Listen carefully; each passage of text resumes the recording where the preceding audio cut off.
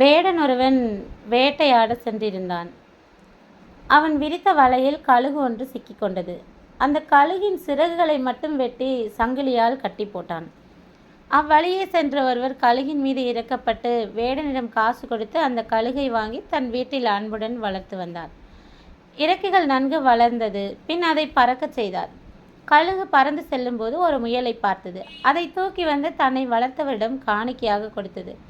இதை பார்த்த நரி, உன்னை பிடித்த வேடன் மறுபடியும் உன்னை பிடிக்க வரலாம்.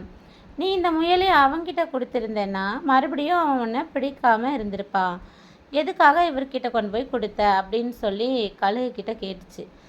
அதுக்கு கழுகு சொல்லுச்சு, நீ சொல்கிறது தவறு. வேடனிடம் நான் முயலை கொடுத்தாலும் கொஞ்ச நாள் கழித்து அவன் எப்படியும் என்னை கண்டிப்பாக பிடிச்சிருவான்.